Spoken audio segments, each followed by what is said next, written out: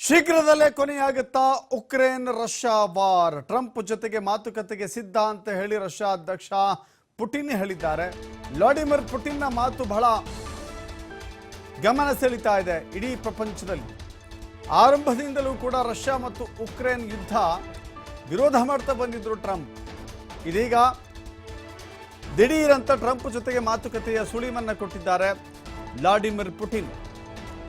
ಅಮೆರಿಕದ ನಿರ್ಗಮಿತ ಅಧ್ಯಕ್ಷ Biden ಸಹಕಾರದಿಂದಲೇ Ukraine ಆರ್ಭಟಿಸ್ತಾ ಇತ್ತು. ರಷ್ಯಾ ಯಾವುದೇ ರೀತಿಯ ಯುದ್ಧವನ್ನ ತಂತ್ರ ಪ್ರಯೋಗಿಸಿದ್ರು ಕೂಡ ಉಕ್ರೇನ್ ಬಗ್ಗಲಿಲ್ಲ, ಜಗ್ಗಲಿಲ್ಲ. ಪ್ರತಿದಾಳಿಯನ್ನ ಮುಂದುವರಿಸ್ತಾ ಬಂತು. ಅದಕ್ಕೆ ಸಪೋರ್ಟ್, ಬೆಂಬಲವಾಗಿ ಅಮೆರಿಕ ನಿಂತಿತ್ತು. ಉಕ್ರೇನ್ಗೆ ಪರೋಕ್ಷವಾಗಿ ಸಹಕಾರವನ್ನು ಕೊಟ್ಟಿದ್ರು ಜೋ ಬಿಡೆನ್. ರಷ್ಯಾ ಅಧ್ಯಕ್ಷ ಪುಟಿನ್ ಅವರನ್ನು ಕೂಡ ವಿರೋಧ ಮಾಡ್ತಾ ಬಂದಿತ್ತು. ಜೋ ಬಿಡೆನ್ ಅವರು ವಿರೋಧ ಮಾಡ್ತಾ ಬಂದಿದ್ರು. ಇದೀಗ ಟ್ರಂಪ್ ಅಧಿಕಾರಕ್ಕೆ ಬರ್ತಾ ಇದ್ದಾರಲ್ಲ, ಟ್ರಂಪ್ ಅಧಿಕಾರಕ್ಕೆ ಬಂದರೆ ಯುದ್ಧಕ್ಕೆ ಅಂತ್ಯ ಮಾಡುವಂತ ನಿರೀಕ್ಷೆ ಇದೆ. ಈಗಾಗಲೇ 1,000 ದಿನವನ್ನ ದಾಟಿ ಯುದ್ಧ ನಡೀತಾ ಇದೆ. 1,000 ದಿನಗಳ ಕಾಲ ಯುದ್ಧ ನಡೆದಿದೆ. ರಷ್ಯಾ ಉಕ್ರೇನ್ ವಾರ್ನಲ್ಲಿ ಸಾವಿರಾರು ಜನ ಪ್ರಾಣವನ್ನು ಕಳೆದುಕೊಂಡಿದ್ದಾರೆ. ಈಗ ಯುದ್ಧ ನಿಲ್ಲಿಸುವಂತ ಏಕೈಕ ಭರವಸೆ ಅಂದ್ರೆ ಅದು ಟ್ರಂಪ್. ಚುನಾವಣೆಯ ಪ್ರತಿ ಹೆಜ್ಜೆಯಲ್ಲೂ ಕೂಡ ಯುದ್ಧವನ್ನ ವಿರೋಧಿಸ್ತಾ ಬಂದಿದ್ರು ಟ್ರಂಪ್.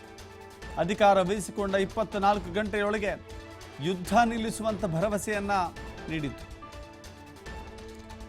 ಅಧಿಕಾರ ವಹಿಸಿಕೊಂಡ ತಕ್ಷಣ ರಷ್ಯಾದ ಮಾಸ್ಕೋಗೆ ಹೋಗಿ ಭೇಟಿ ಮಾಡ್ತೀವಿ ಅಂತೇಳಿ ಒಂದು ವದಂತಿ ಇತ್ತು. ಇತ್ತ ಟ್ರಂಪ್ ಜೊತೆ ಮಾತುಕತೆಗೆ ಪುಟಿನ್ ಕೂಡ ರೆಡಿ ಅಂತ ಹೇಳ್ತಾ ಇದ್ದಾರಂತೆ.